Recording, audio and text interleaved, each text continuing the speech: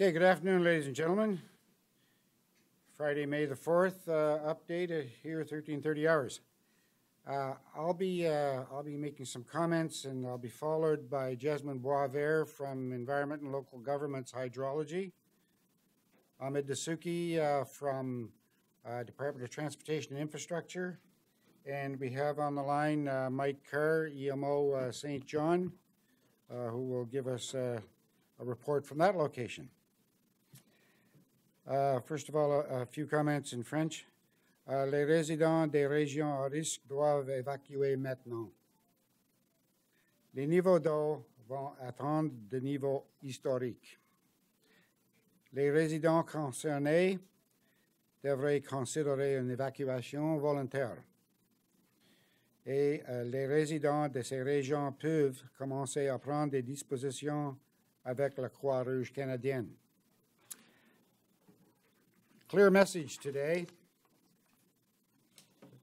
Residents that are in regions that are at risk should be considering evacuating now. As we've been saying in the recent days, the communities in the southern regions of the province should be of the river basin system should expect water levels to reach historic highs. And by historic highs, I mean at or in excess of the known flood of record 1973. Anyone who's not taken the necessary precautions need to be taking them now. They need to be assessing their own circumstances, their own degree of resiliency, and making informed decisions about evacuating if any issues would be perceived. They should be preparing for flooding and heeding the evacuation warnings from the local officials down there who know the situation. In particular, those in the at-risk areas who've never experienced flooding of this degree in the past. The residents of the smaller communities, the rural communities in those regions should be taking the same precautions. I know people are trying to protect their homes and their belongings, and they're encouraged to do what they can to move their possessions out of their basements to higher ground if that remains possible for them. Residents, of course, can access assistance from the Red Cross at any time. And we have a Red Cross representative in the room here if you have any specific questions for her afterwards. In fact, those who do evacuate, we strongly encourage them to register with the Red Cross. Even if they don't require Red Cross services, Red Cross needs to be aware of them. And that registry allows our first responders to be aware of who's evacuated. So that is one more address that they don't have to go check on. And when it comes to doing these wellness checks and de-energizing homes, if we have a good record of who has left their home, it simplifies that process. Now, the floodwaters continue to impact the road system and will continue to more than ever over the next few days. So the same messages we've been pounding on about driver safety, being cautious and respecting road closures, signage, detours, those need to be respected and obeyed. And we can expect additional road closures, a very strong potential as a consequence of our current situation. On the topic of response coordination, while New Brunswick Emergency Measures continues to coordinate provincial response to this event, we're grateful to the hundreds of emergency responders and officials leading efforts at the regional and municipal level.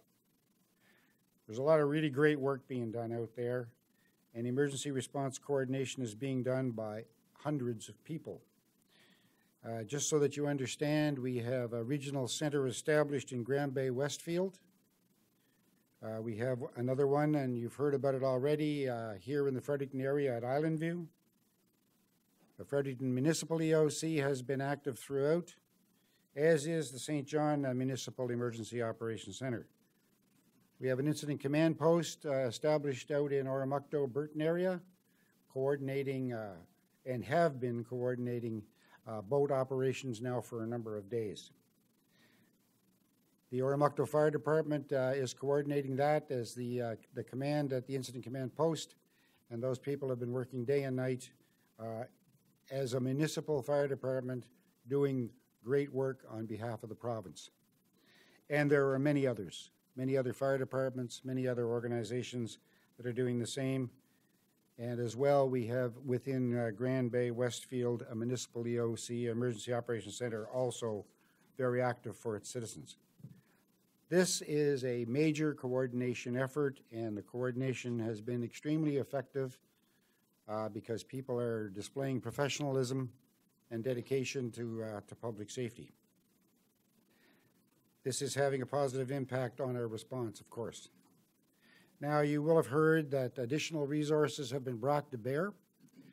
Excuse me, the Canadian Coast Guard and the Department of Fisheries and Oceans are now assisting us with watercraft to ensure people that are isolated can remain safe, or if necessary and appropriate, can be safely evacuated. In addition, NBEMO and the local emergency responders have a variety of vessels out there available throughout the flood zone to support local relief and rescue efforts. And we do have boats from the private sector. Cook's Aquaculture has very generously provided boats and crews, and they're being used in several locations in the province right now. Sandbagging and sandbag availability. There has been literally hundreds of thousands of sandbags and tons of sand. In fact, 100 tons of sand and 306,000 sandbags that have been distributed to areas throughout the impacted regions so that they can be made available and are being made available to the public. And there's many private and corporate donations and purchases by cities and other municipalities supporting that undertaking. And we're also seeing the very best in New Brunswickers with people stepping up and volunteering and manning these locations, filling sandbags to distribute to people that have a need for them. So for a full updated list of the locations where the sand and sandbags are available, please don't hesitate to call the Emergency Measures Organization's line at 1-800-561-4034. A number many people are getting familiar with, I'm sure. A couple of reminders. Power outages. Residents continue to be warned of an increased potential for forced electricity outages in the name of safety, obviously, in some communities. And I know people are concerned about their wells. Before people start to make use of well water again in those areas where they've been flooded, the province will provide free testing for the water wells that were directly affected. Without further ado, then I'll let some other people pass on some additional information. Next, we'll have Jasmine Boisvert from Hydrology. Thank you.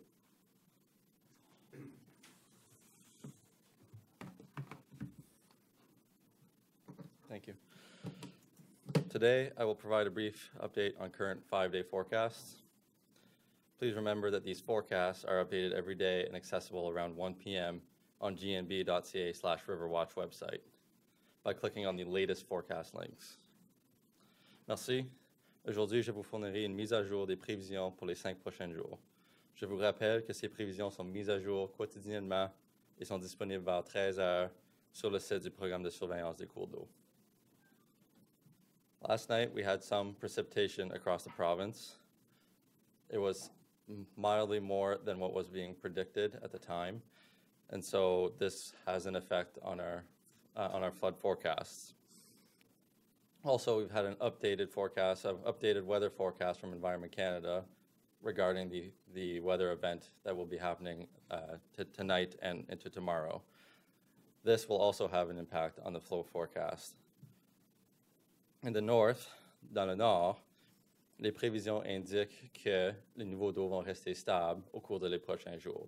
Il y a encore quelques communautés comme Saint-Hilaire et Edmundston qui sont par-dessus le niveau d'inondation et qui vont le demeurer pour les prochains quelques jours. Cependant, il faut toujours garder en tête que tout va dépendre des précipitations qui vont se survenir dans les prochains jours. Since yesterday in the south, we are forecasting. What we are forecasting has slightly changed since yesterday due to the updated precipitation and precipitation amounts. We are expecting that Fredericton will remain at the 8.0 mark for the next few days and then start to decline once flows reduce. As for Majorville and Jemseg and Grand Lake, the water level is forecasted to be a little bit higher than what we were forecasting yesterday. And then eventually around Monday or Tuesday, we do expect that things should start to stabilize.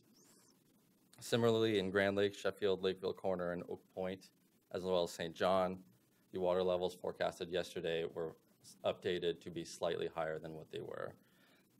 As was mentioned by Director McCallum, these are historic water levels, surpassing the 1973 flood levels, and residents should be prepared for this kind of flooding.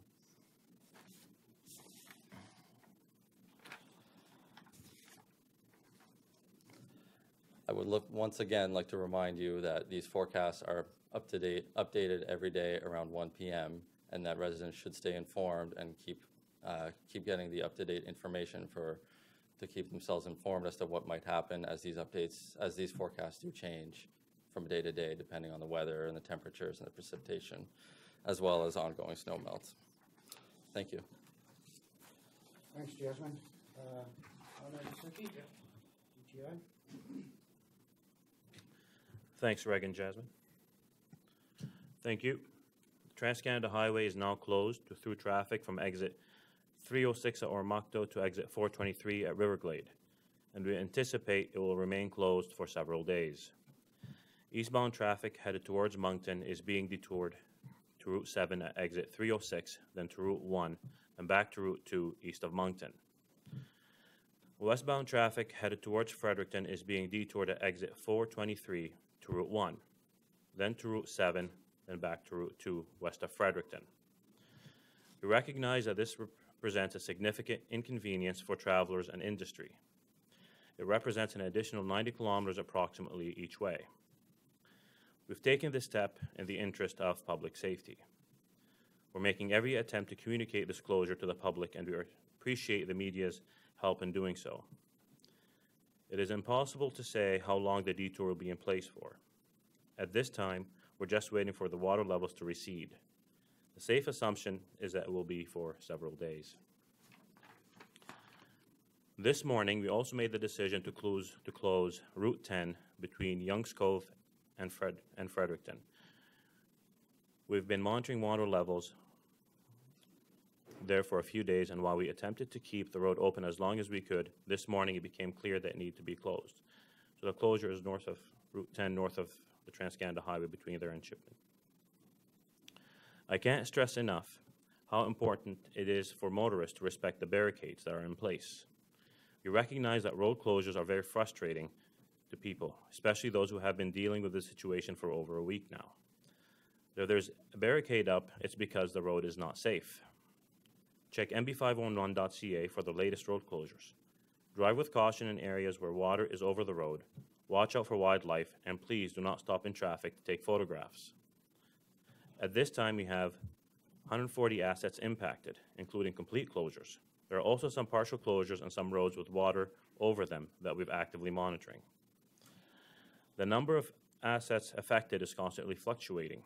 511 is your best source for up-to-date information on road closures. Our river ferry services continue to be affected. The Gondola Point ferries are running intermittently today so crews can build up the ramps to ensure continuity of service. All other ferries right now, except for coastal ferries, are off service due to high water levels. I ask for the public's continued patience as we respond to this flooding event. Thank you. Thank you, Ahmed. All right, on the line, I believe we still have Mike Carr from St. John. I'm here, Director. Thank you very much for having us. St. John EMO continues to warn that water levels are rising and are continue to do so to at least Sunday. We've not received any reports of loss of water or sewer services as of today.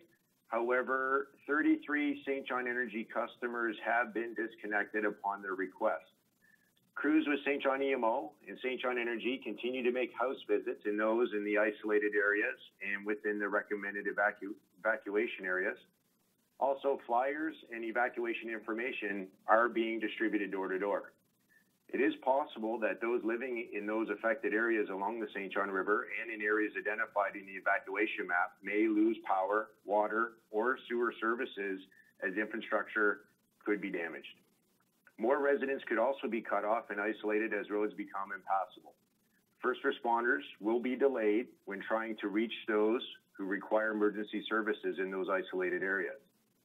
A remote emergency response post has been set up along the Westfield Road, which is predicted to be a 12-kilometer stretch that could become isolated as river levels rise. NB Southern Railroad is providing a free one-way evacuation shuttle service via rail today, departing at 5 p.m. to those along the Westfield Road area. This includes everyone in Morna, Morna Heights, Belmont, Ketipek, Accomack, and South Bay, consisting of close to 600 houses and over 1,400 residents. We are prepared to support evacuations from other isolated areas, including those that are only accessible by boat. Coordinated through NBEMO, Cook Aquaculture has provided us 3 boats and crews to assist with any such evacuations. In St. John, current flood level is 4.3 meters, and we are expected to be over 6 meters at high tide by Sunday. We have many organizations around the city who have generously offered support in a number of forms, whether it be bagging sand or support water evacuations. And this is a true testament of our community. This is an evolving and in some cases unpredictable event. In St. John, due to tidal fluctuations, we have exceeded flood levels from 2008 and 1973. St. John, safety of our residents, members of St. John EMO and all responding agencies is our number 1 priority. We're asking people to leave while they can, on their own, and strongly recommend that they evacuate. I'd also like to reinforce what the director said, is not to drive through flooded areas or around any barricades. Not only is this provide a risk, but it also damages those in flooded areas. Boating and exercise caution when around or entering any waterways, and turn off propane tanks as we continue to have floating open tanks that are discharging into the waterway. Currently, St. John EMO is providing evacuation support services, including accommodations coordinated through the Canadian Red Cross. And as of this morning, we had 75 households, 190 people in St. John that have registered with the Canadian Red Cross, and they have also accommodated 22 people. We consistently have sandbag locations west and north, and we have provided over 15,000 sandbags to date. We are continuing to work in collaboration with the province of New Brunswick, neighboring communities, local organizations and agencies, and utilities. That's all for St. John EMO. Thanks very much, Mike. We'll go to questions now, and I would remind people that we also have represented in the room the Red Cross, the City of Fredericton, Mr. Wayne Talon, the EMO director, and NB Power is also have a presence in the room. Are there questions? Yeah, I have one question for you and one for Ahmed. Greg, do you know the number of people who are on voluntary evacuation? Like they were asking them in all of the province, whether it comes down to I don't have a specific number because, as I think I mentioned in a previous meeting, it's been progressive, and some people have re-registered, some people haven't. I described the local area here as several hundred. I heard anecdotally that in the southern reaches of the river, about 10% of the impacted areas residents have evacuated. I can't give you a solid number, I'm sorry, but I would say we're now talking hundreds of people, and Red Cross can speak to the number of people that they currently are aware of as well. But that would only be a fraction of those, and it continues to change. And I have a question for Ahmed, if you please. Route 2 is closed. How many cars usually and trucks are traveling on that road? What is the impact on the traffic and economic impact, if you know? Yeah, I think definitely the closure is going to have impact. We appreciate the travel, New Brunswickers, for the opportunity to use their patience on that closure and other closures that we have in the province. And also, as you know, Trans-Canada Highway serves also all the jurisdictions around us. So we've reached out to all of them, and they provided adequate signage all around us, including the border agencies. From my understanding, they're also been informing people. My understanding that there are usually about 10 to 12,000 vehicles a day there on that stretch of highway that could be impacted, or that are impacted right now by this. But hopefully, with the adequate messaging that we've provided, that people have made alternate arrangement, or hopefully wait a little bit before they head out on that. J'aurais une question en français. J'aimerais avoir une réponse en français, peut-être pour M. Boisvert ou M. McCallum, sur quand est-ce qu'on voit la lumière au bout du tunnel? Quand est-ce que les gens se demandent quand est-ce que l'eau va commencer à descendre? Ça stagne, ça fait 7-8 jours à Fredericton. Quand est-ce qu'on peut espérer peut-être une diminution de niveau? À Fredericton, on va dire que par la fin de comme dans 5 jours, ça devrait commencer à descendre à Fredericton. Je dis ça parce que Fredericton, c'est beaucoup impacté par le débit qui sort de Mactaquac, qui vient du nord. C'est pas par rapport au barrage, mais c'est juste le débit qui vient du nord. Et lorsqu'il arrête de mouiller, comme il va faire bientôt, et beaucoup de neige est déjà fondue, donc le montant de neige qui contribue au débit diminue à tous les jours. Donc, dans les prochains, disons, 4-5 jours, on devrait commencer à voir que ça va commencer à descendre à Fredericton. Dans le bassin plus bas que Fredericton, là, ça devient plus compliqué parce que c'est beaucoup en termes de storage à Granby, qui ces régions-là qui sont bloquées un peu par les hautes marées dans la baie de Fundy. Donc, ça prend beaucoup de temps avant que le niveau d'eau peut descendre. Il y a beaucoup de délais entre ce qui se passe à Fredericton et ce qui se passe plus bas. Donc, on s'attend que les niveaux d'eau vont être hauts et stables au moins les prochains 5 jours et possiblement plus loin que ça, certainement plus loin que ça. Est-ce que les communautés dans les environs de Saint-Jean vont être pris avec des niveaux d'eau aussi longtemps qu'à Fredericton ou ça risque de se déverser plus rapidement? Ça dépend tellement beaucoup de les marées, comment ça va se développer, la pluie, et la neige et tout ça. Il y a tellement beaucoup de variables que c'est impossible à vraiment dire exactement comment longtemps que ça va être. Mr. McCallum, how satisfied are you with the evacuation level? You said around 10%, but that's not, you said that's anecdotal. You're still asking to the people to evacuate. We're seeing evacuate now.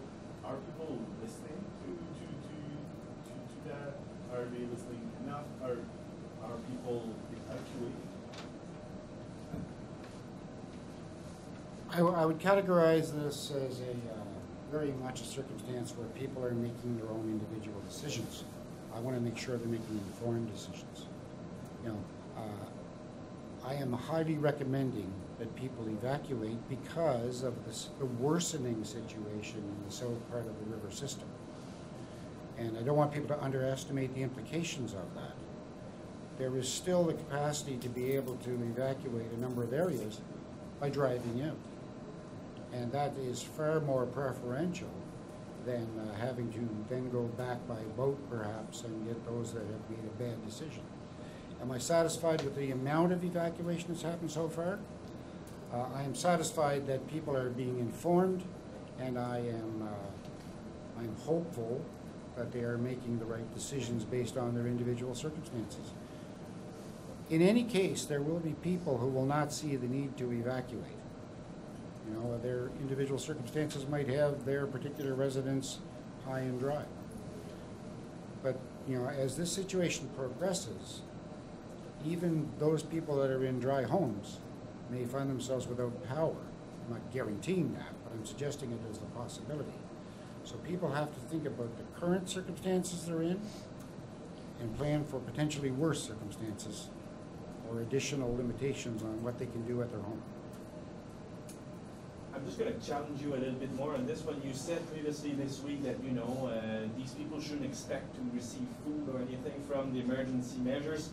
still, we're talking to people, we're hearing about those people that are, you know, that want to stay there in their houses, they think they're safe. What are you telling them?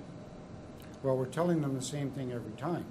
If you are self-sufficient, you don't need assistance, and you're not in danger, then essentially you're okay for now. But the way you framed your question, you mentioned about, you know, people needing things delivered to them. To me, that means that they're ceasing to be self-sufficient.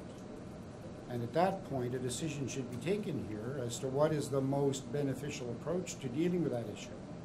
Somebody making the right choice to evacuate, or having an expectation of administrative support in their homes.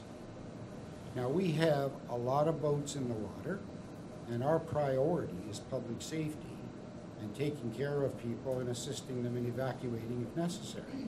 There's other tasks those boats are doing in terms of presence patrolling for local security and, of course, safety. Where feasible and where there's not an emergency requirement, the types of things you're describing about helping somebody out with an administrative detail might be manageable at the local level. And we're not discounting that we'll try and help people at all. But that's not the priority of effort. I have two questions, one for yourself, Greg, and one for DTI. Sure. How are Coast Guard resources being used? We're hearing that there's a lot of boats just sitting and they're waiting for orders. Who's in charge of directing them where to go? Well, back into my comments, I mentioned about having regional command or operational centers, and that is the focal point for planning local response operations.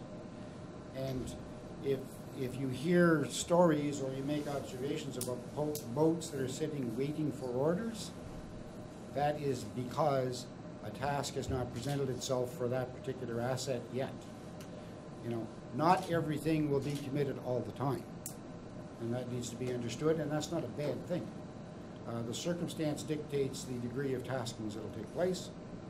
The important thing is to have the asset available on virtually short notice to respond. And one for DTI as well.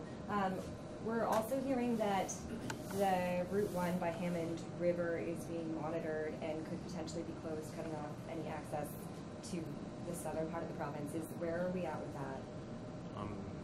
As mentioned by St. John Chief, is that the water levels experienced in that area have reached historical levels. So due diligence to any roads that we have big infrastructure in the province, we monitor all our roads in the province, not just Route 1. Any other road in the province will be monitored. And if we see any issue, we'll definitely advise the public, and we'll definitely take the right measures to protect public safety. So that's it. All our roads are monitored. I'm not sure if you can answer this, or maybe Mike on the line. Is Westfield Road, do I understand this right, is it cut off from both ends? Chief, is that yours? Yeah, I can answer that. So it's Westfield Road right now is cut off at South Bay, but it is still open on the North Grand Bay side. But there is a pocket of homes within the Westfield Road for about 6 kilometers, or correction, for about 1.5 kilometers that has been isolated. So within that road, as the water's coming up, it's getting isolated, not all at once, but within pockets as the water rises. So the train, I'm just trying to understand the train evacuation. That's for people who don't have cars, right? Because you can still get out if you have a car if you go northbound. Yeah, that's absolutely correct. So the train is being used for the community that is currently isolated.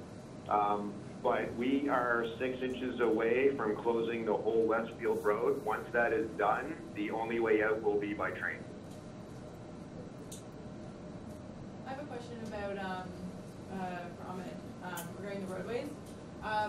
So we're hearing complaints from some people about either they're missing the signs or they're not understanding the signs, and they're driving too far through and then having to turn around. Is there any possibility that you might be putting up barricades or having people man those posts to direct people to guide them? So I think any concerns with the any particular road, if they're concerned about the way to travel, I suggest that they call the yellow number, and then they can provide more details there.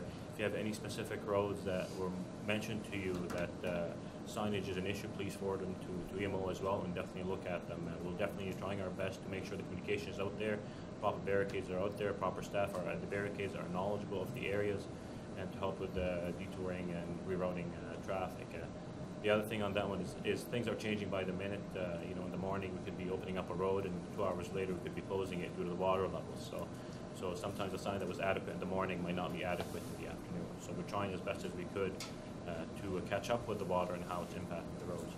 Along the Trans-Canada, are there barricades currently, or is it just signs? There are signs, variable meshes signs, barricades, cones, and our crews work around the clock to build new signs to bring them up, put them up on all the highways, whether Route 1, Route 7, or Route 2, to help with the detour plans. Are there people there directing questions?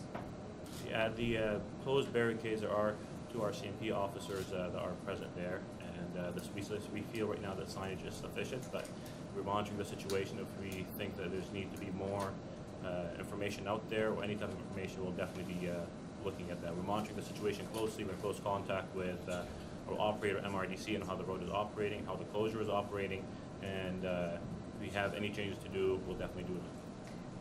Not sure if you can answer this or not right now, but a lot of people wondering why the highway wasn't built higher than it was, considering that it is so new. Can you just speak to the levels and whatnot? Definitely. As I mentioned, others have mentioned as well, the water levels we're currently experiencing are unprecedented. Right now, our focus is on public safety and restoring transportation links as quickly as possible, whether it's Route 2 or any other highway in the province. But when the Trans-Canada was built, this was not, like, do you know how high it was built to withstand? Obviously, we're over that, but... You know, my understanding is when these highways are built, they're built to a weather expectation of a high, significant weather event. They're not built, these are major highways being built, and a lot of planning and engineering and science goes into them, so they would have built them to the best data they would have had at the day. I have a question for Greg, if I can. We're seeing plenty of video and images of people kind of wading in the water, some wearing protective gear, but some not. Can you give any indication about how dirty this water might be, and any messaging for anybody who might be entering the water? Yeah, more of a question for health, but I'll make some comments from a general perspective. The water is dirty, absolutely. We have overwhelmed sewage lagoons throughout the water system. We have a lot of debris. There is certainly things washing into the river that normally you find along its banks. It goes without saying that we don't want people to be exposed to this kind of water. But if you've got people that are going to be wading through the water, clearly they need to take protective actions in terms of not getting wet, obviously.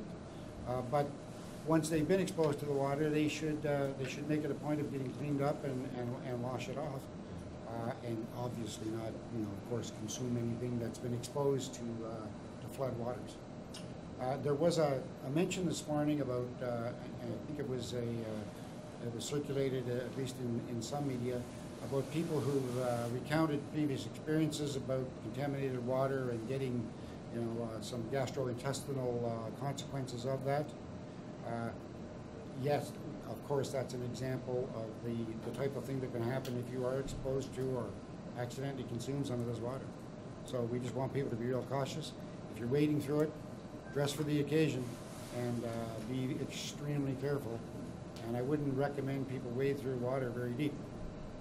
Is there any added concern now that we know that the water is not going to be going down quickly?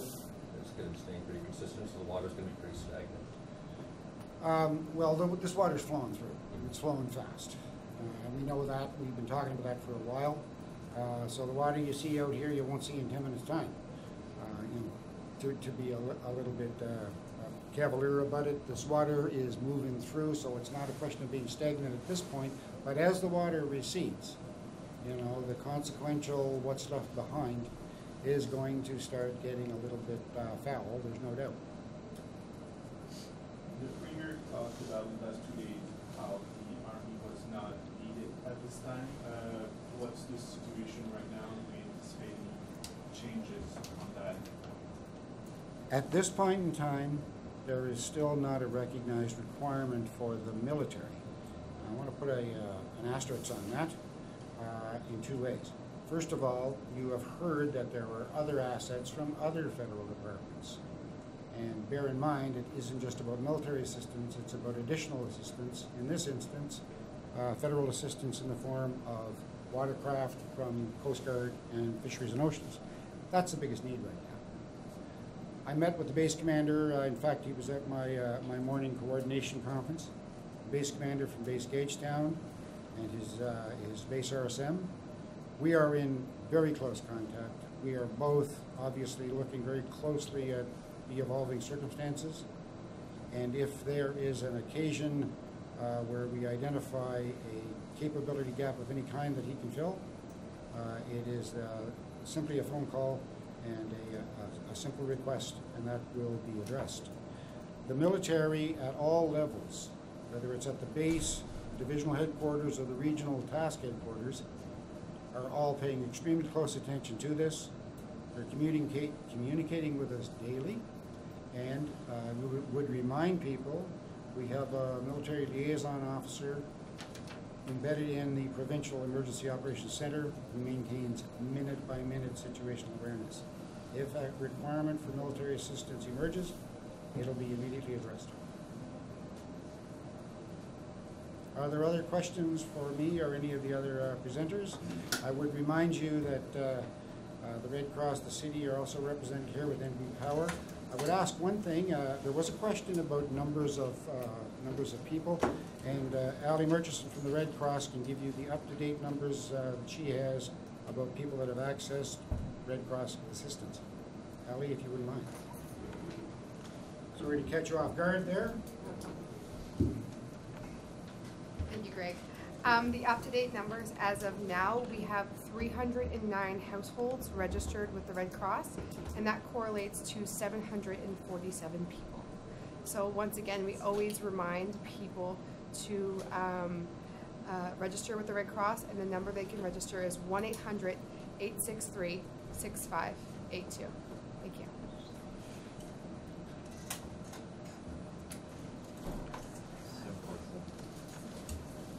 Any final questions? Thank you very much.